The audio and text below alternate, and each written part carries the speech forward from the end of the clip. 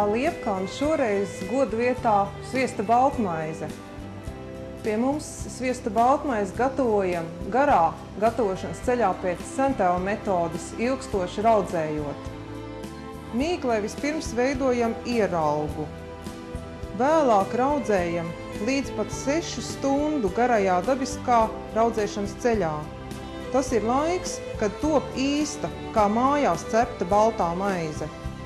Kā meistarstiķis, kas nāk pūrā līdz latviešiem vairākās paudzēs, sviesta pievienošana maizes sātīgumam un mīkstumam, arī lai saglabātu baltmaizīti ilgāk svaigu.